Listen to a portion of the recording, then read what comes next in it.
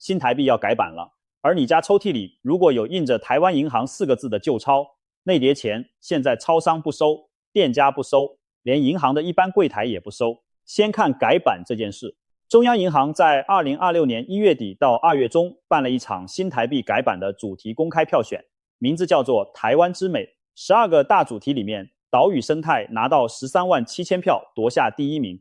發行局也說明過，主題確定之後還要設計、採購、原料、行政核定、製模，大概2年半才能正式發行。發行之後新舊並行還要好幾年。我們現在皮夾裡這一版已經流通24年。再看更要緊的那件事，票面載明台灣銀行字樣的各類舊版新台幣鈔券，早在民國91年7月1日就停止流通了。但停止流通不等於變成廢紙。中央銀行的規定寫得清清楚楚，這些鈔券可以持向台灣銀行各營業單位按等值兌換成現行流通的券幣，而且並無規定兌換期限。所以這支影片會幫你弄懂4件事：怎麼看一眼就分出手上那張是台灣銀行版還是中央銀行版，不能用的那疊要拿去哪裡換，為什麼只認台灣銀行這一家，比它更老的舊台幣是怎麼回事，還有哪幾種舊鈔反而不要急着拿去換。2026年的1月底到2月中，中央銀行辦了一場公開票選，主題叫做台灣之美，就是要問全國的民眾一件事：將來新版的新台幣，你希望上面印什麼？一共12個大主題讓大家挑，結果第1名是島嶼生態，拿到13萬7千票，第2名是保育動物之美，第3名是民俗節慶。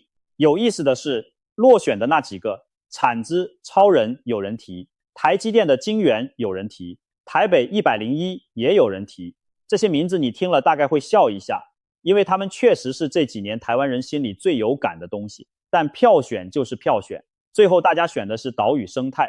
我知道有些人聽到這裡會覺得票選而已，跟我有什麼關係？關係大了。你想想看，一張鈔票是一個地方每天都會拿在手上的東西，你買菜會摸到它，包紅包會摸到它，孫子的壓歲錢也是它。它上面印什麼，等於是一個地方每天都在跟自己講的一句話。所以中央銀行才會特地辦這場票選，不是自己關起門來決定，而是問全國的人一句：你希望孫子將來拿到的錢上面畫的是什麼？有人選了島嶼生態，是因為想到清晨的山，想到海邊的礁石，想到雨後樹林裡的味道。有人選了保育動物，是因為想到那些快要看不到的身影。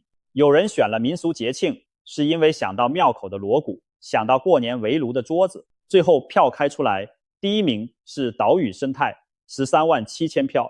至於那些落選的，其實也很有意思，他們代表的是另一種台灣，一種是災難來的時候，一群人拿着鏟子從四面八方跑去幫忙的台灣，一種是靠着一片薄薄的金援，讓全世界都得看你臉色的台灣，一種是站在城市中間，年年跨年放煙火的台灣。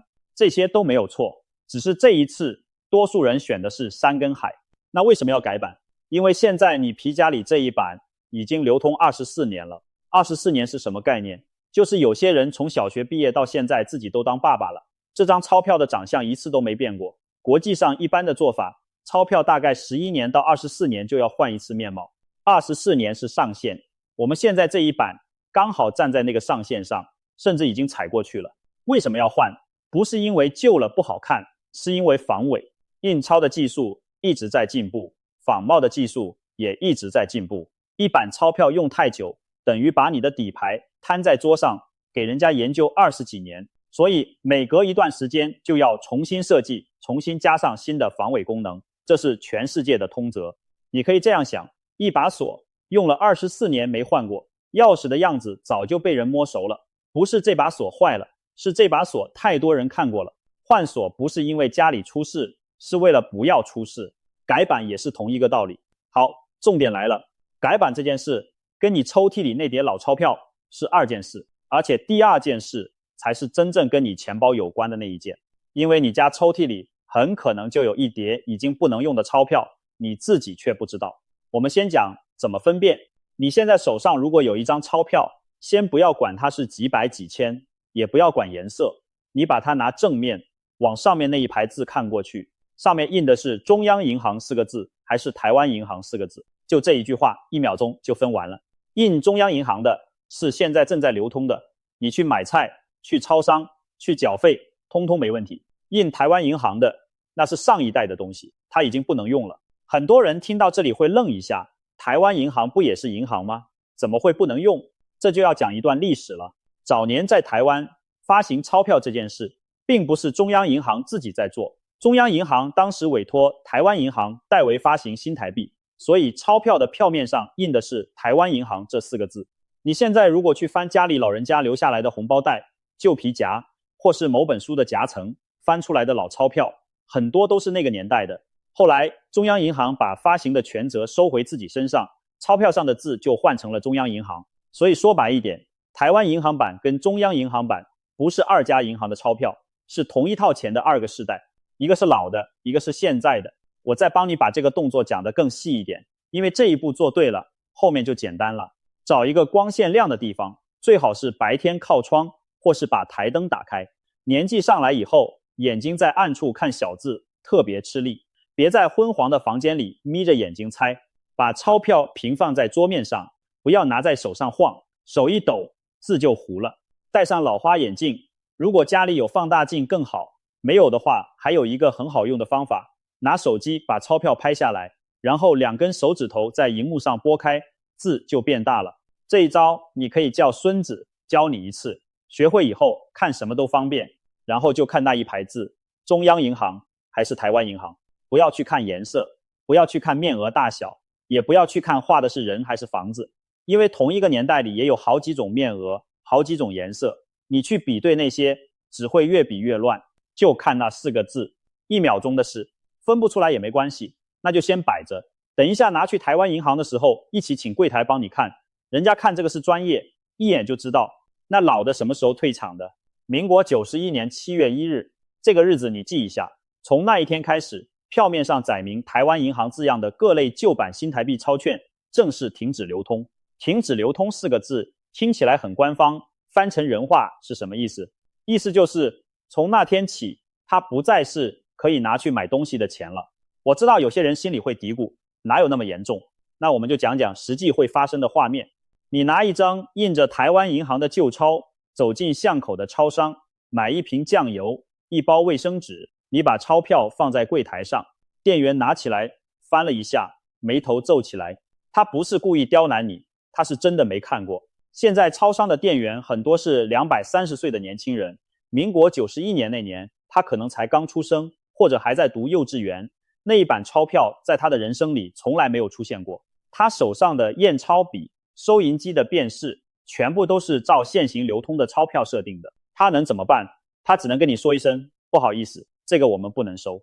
再往下走一層，傳統市場的菜攤、麵攤、五金行也一樣，老闆年紀大一點的可能認得，甚至還會跟你聊2句，說這個我以前看過，但認得歸認得，他還是不能收。為什麼？因為他收下去以後，他自己也花不掉。他晚上把錢拿去存進銀行，那張鈔票一樣過不了關，等於他今天賣你的那一把青菜是白送的。所以不是人家看不起你，是這張紙已經不在流通的圈子裡了。我再多講幾個你可能會遇到的場合，你先在心裡有個底，免得到時候站在櫃檯前面尷尬。加油站，你把車開進去，加滿了要付錢，遞過去一張舊鈔，加油站的人員多半也是年輕人，一樣不認得。醫院的批價櫃檯，這個更嚴格，因為那是有賬要對的地方，收進來的每一筆都要能核銷。繳水電費、繳電話費的代收櫃檯同樣不行。自動的機器就更不用說了，超商的繳費機、火車站的售票機、停車場的繳費機、路口的提款機，這些機器裡面的辨識模組只認得它被設定過的那幾種鈔票。你把舊鈔塞進去，它連吞都不會吞，直接吐出來給你，有時候還會卡住，讓你在後面排隊的人面前紅了臉。還有一種很多長輩會遇到的狀況，去廟裡添香油錢，或是包給孫子的紅包，這個特別要注意。你自己知道那張是舊鈔，收的人不一定知道。孫子高高興興拿去買東西，結果在櫃檯前面被退回來，那孩子多尷尬。所以紅包裡的錢一定要用現在流通的。那再退一步，我拿去銀行總可以吧？這裡是最多人搞錯的地方。你走進一般銀行的一般櫃檯，說我要存錢，把這疊舊鈔遞過去，行員多半也會退回來給你，因為那個櫃檯辦的是現行流通券幣的存提兌。你那張已經停止流通的鈔票，對他們的作業流程來說，不屬於那個範圍。聽到這裡，很多人心就涼了半截。超商不收，店家不收，銀行櫃檯也不收，那這疊錢是不是就變成廢紙了？不是，完全不是。這就是今天最重要的一段，你一定要聽清楚。中央銀行的規定講得很明白，票面載明台灣銀行字樣的各類舊版新台幣鈔券，雖然已經在民國91年7月1日起停止流通，但是民眾仍然可以持向台灣銀行各營業單位按等值兌換成現行流通的券幣，而且並沒有規定兌換期限。沒有期限這4個字，價值有多大？我幫你講一遍。意思就是你不用急，你不用因為聽了這支影片，明天早上7點就跑去銀行門口排隊，你不用擔心某年某月某日之後就作廢，它就在那裡等着你。今年去可以，明年去也可以，你自己身體不方便，等孩子哪天有空載你去也可以，按等值兌換。意思是一塊換一塊，你拿1000元的舊鈔去，換回來的就是1000元的新鈔。不會因為放了20幾年就打折，也不會因為它舊了就少給你。但是有一個關鍵字你一定要抓住，台灣銀行各營業單位是台灣銀行，不是其他銀行。你家巷口那家農會、那家郵局、那家民營銀行，通通不是。他們沒有義務，也沒有那個作業流程來幫你辦這件事。你要找的是招牌上寫着台灣銀行的那一家。所以如果你決定要去換，出門前先做一件事，查一下離你最近的台灣銀行營業單位在哪裡，順便打通電話問一下營業時間，還有辦這件事要準備什麼，一趟就辦完，不要跑第二趟。年紀大了，多跑一趟就是多累一天。我再幫你把這件事換算成你聽得懂的東西。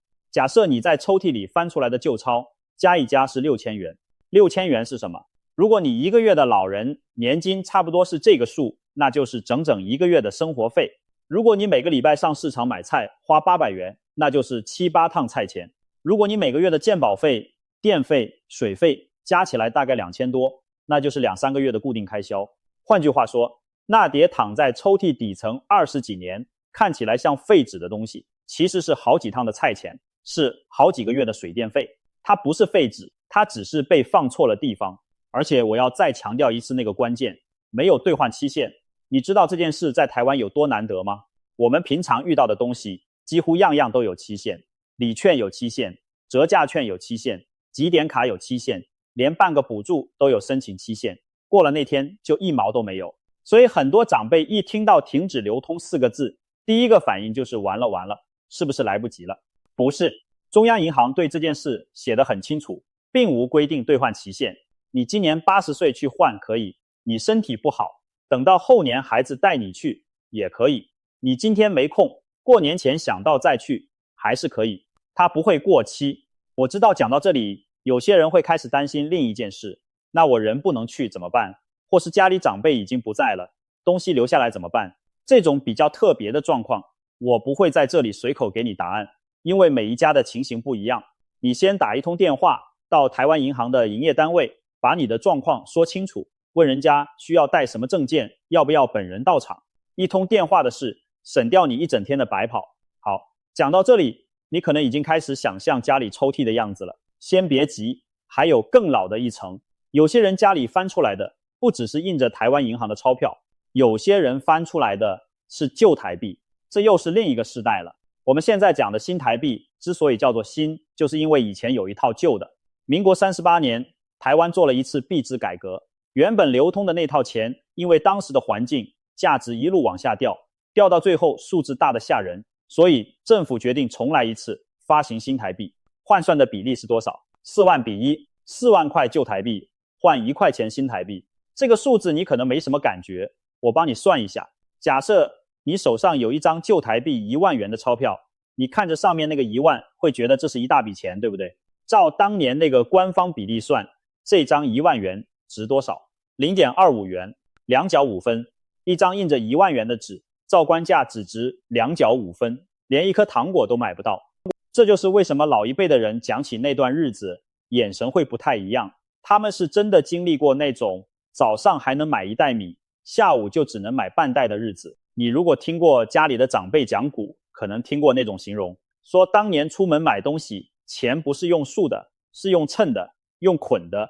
買一把菜要提一袋鈔票出門，那不是誇張，那就是當時的日子。也因為這樣，你才會理解為什麼那一代的人對錢有一種近乎頑固的謹慎，他們捨不得丟，捨不得換，什麼都要留一份，因為他們親眼看過手上的錢在幾個月之內變成一疊沒有用的紙。所以你今天在抽屜底層翻出那疊老鈔票，不要笑他們傻，那是他們用經驗換來的習慣。所以你如果在家裡翻出面額大的離譜的老鈔票，上面寫着幾千幾萬甚至更多，先不要興奮，那很可能就是舊台幣，它的面額不代表它的價值。那舊台幣還能換嗎？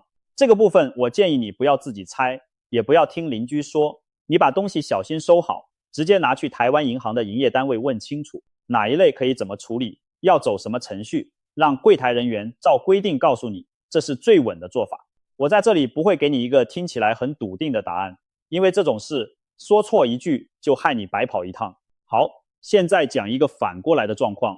前面講的都是怎麼換，但有些情況你反而不要急着拿去換，因為換了就沒了。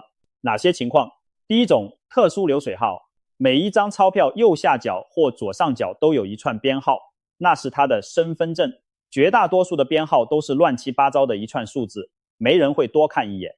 但是有些編號很特別，全部同一個數字的，從頭到尾連號往上排的，前後對稱念過去一樣的，或是號碼特別小特別靠前的，這種在收藏的圈子裡是有人願意出價的。第二種，錯版，印制的過程出了狀況，導致印歪了，顏色偏了，圖案有缺，或是該有的東西沒印上去。這種鈔票本來應該在檢查的時候被挑掉銷毀，但偶爾就是會有幾張流到市面上。正因為稀少，所以有人專門在收。第三種，未使用的全新品，你阿公當年拿到手就直接夾進書裡，一次都沒有折過，沒有進過皮夾，沒有沾過汗，攤開來四個角都是尖的，紙面是平的，沒有一道折痕，這種叫做品相好。同樣一張鈔票，品相好跟品相差，在收藏市場上差的可能不止一點點。我把品相這2個字再講白一點，因為這是收藏圈最看重的東西。品相講的就是這張紙現在的狀態，有沒有折痕，折過1次跟折過10次差很多。4個角有沒有捲，有沒有缺，紙面有沒有髒污，有沒有漢字，有沒有原子筆寫過的痕跡，有沒有被釘書針釘過的洞，這個要特別注意。早年的人很喜歡把鈔票釘成一疊，一釘就是2個洞，那2個洞就把價值釘掉了。有沒有發霉，有沒有被蟲蛀，台灣潮濕，放在木頭抽屜裡20幾年，很多東西是會長斑的。同樣一張老鈔，一張是攤開來像剛印出來的，一張是折成4折，塞在皮夾裡20年，這2張在收藏的人眼裡根本不是同一個東西。那到底值多少？這一點我要老實跟你說，我沒辦法給你一個數字，因為收藏這件事沒有官方定價，它是市場喊價，是收藏圈裡流通的價格。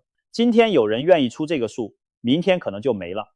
你在網絡上看到有人說某某鈔票值多少多少，那是他的喊價，不是保證有人會用那個價錢跟你買。所以我的建議很簡單，如果你手上那張只是普通的舊鈔，號碼平平，有折痕，有點髒，那就大方拿去台灣銀行換成現行流通的錢，實實在在用掉。如果你發現號碼很特別，或是那張紙新的不像話，先不要換，因為換過去就变成一張普通的新鈔，那個獨特性就永遠回不來了。先放着，慢慢問，多問幾個人，不要急着出手。我們再回到最前面那件事，改版。很多人一听到改版2個字，心裡就會冒出一句話，那我現在的錢是不是要趕快去換？不用，我把時間表大概講給你聽，你就知道為什麼不用急。第一步，票選，這一步在2026年的年初已經走完了，選出來的是島嶼生態。第二步，設計，主題定了，接下來要真的把圖畫出來，把版面排出來，把防偽的功能一項一项加進去，這不是1個星期能做完的事。第3步，採購原料，鈔票用的紙，用的油墨，都不是隨便買得到的東西，要走採購的程序。第4步，行政核定，設計出來的東西要一層一層送上去審，去核定。第5步，製模，核定完了才能開始做印制用的模，做好了才能開印。中央銀行的發行局說明過，主題確定之後，走完這整套流程，大概要2年半的時間才能正式發行。2年半，所以外界推估最快大概是2028年前後才會看到新鈔票。這句話我要特別講清楚，這個時間是外界照着2年半的製程往後推的結果，不是中央銀行拍板定案的日期。你聽到的任何一個確切日子，在正式公布之前都只能當參考。而且更重要的是，第6步，新鈔發行之後不會馬上把舊的收回去，新舊並行，會持續好幾年。這是全世界都一樣的做法，新版的慢慢從銀行放出來，舊版的慢慢從市面上收回來，2種同時能用，讓大家有時間適應。所以你現在皮夾裡這張中央銀行版的1000元，在新鈔發行之後的好幾年都還是可以正常使用的，不會有那種一覺醒來錢突然不能用的事。不必恐慌，不必搶兌。我把這個道理再講清楚一點，因為每次一有改版的消息，市面上就會冒出一堆聽起來很急的說法。你會聽到有人說趕快去換，不然以後就變壁紙。你會聽到有人說新鈔一出來，舊的馬上作廢。你會聽到有人說銀行的額度有限，先換先贏。這些話都有一個共同點，就是要你急，而你只要記住一件事就好，一個地方的錢要換一版，牽涉到的是全國每一台提款機、每一台售票機、每一家銀行、每一個店家的收銀作業。這種事不可能一夜之間翻盤，它一定是慢慢來，一定是新舊一起用，一定會給大家好幾年的时間。這才是負責任的做法，也是全世界都在用的做法。所以你聽到任何要你今天就衝去銀行的話，先把腳步放慢。真正該急的人是那些抽屜裡放着台灣銀行版舊鈔卻20幾年都不知道的人，而那個也不急在一天，因為它沒有期限。真正要處理的不是你皮夾裡的錢，是你抽屜裡的錢。最後我幫你把整理的順序講一遍，你照着做，一次就到位。第一步，找一個下午，把家裡可能藏錢的地方都翻一遍。哪些地方？老皮夾、舊手提包的內袋、抽屜最底層的鐵盒、餅乾盒、書架上厚厚的那幾本書、衣櫃裡冬天的外套口袋，還有紅包袋。老人家很喜歡把錢夾在書裡，這是那個年代的習慣。第二步，分袋，全部攤在桌上，拿一個放大鏡或是戴上老花眼鏡，一張一張看上面那排字。印中央银行的放一堆，這堆你可以直接花掉，不用做任何事。印台灣銀行的放一堆，這堆就是要拿去台灣銀行換的，面額大的離譜，樣子完全不一樣的放一堆，這堆可能是更早的舊台幣，拿去台灣銀行的時候一起請人家幫你看。第三步，看品相，在要拿去換的那一堆裡再挑一次，號碼有沒有很特別，有沒有印歪印錯的，有沒有哪一張新得跟剛印出來一樣，有的話單獨挑出來，用一個乾淨的夾鏈袋或是透明套子裝好。這裡順便講一個很多人會犯的錯，不要為了好看去洗、去燙、去擦。有人看到鈔票有點黃、有點髒，就想拿濕布擦一擦，甚至拿熨斗把折痕燙平。千萬不要，在收藏的圈子裡，一張被動過手腳的鈔票，價值是直接打折的，原本什麼樣就什麼樣，那才是它的原貌。還有一個小地方要注意，收的時候不要用橡皮筋捆，橡皮筋放久了會粘、會化，粘在紙上就洗不掉了。也不要用釘書機，不要用回紋針，那些金屬放久了會生鏽，鏽斑一粘上去就是永久的。最好的方式很簡單，一張一張平放，中間夾一張乾淨的紙，找一個乾燥的地方擺着。家裡如果有除濕機，放在那個房間更好。第四步，決定換或留。普通的去換，特別的先留着慢慢問。這一步其實不難，難的是心裡那一關。很多人卡在一種想法，萬一我換掉的那張剛好是值錢的呢？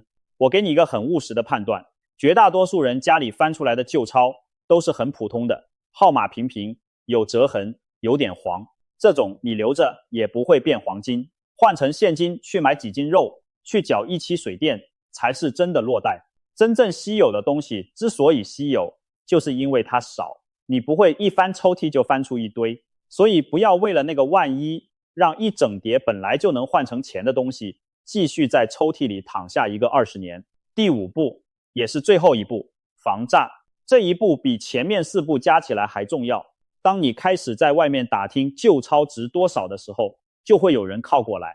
他們的話術大概長這幾種。第一種，你這張很稀有，我出高價收，然後一直催你，說今天不賣，明天就沒這個價了。真的稀有的東西不會怕你多想3天，急着催你的，通常是怕你去問第二個人。第二種，你先付一筆鑑定費、保管費、平台上架費，我幫你賣到更高的價錢。記住一句話，要你先掏錢的，先停下來。正常的買賣是人家給你錢，不是你給人家錢。第三種，你先把東西寄過來，我看了再匯款給你。東西一離開你的手，主導權就不在你身上了。第四種，最常見的就是拿一個網絡上看來的天價數字給你看，說某某鈔票賣了多少多少。那個數字有可能是真的，但那是那一張，不是你這一張。品相差一點，號碼差一位，價錢就完全不同。所以我只給你一個原則，不確定的時候什麼都不要做。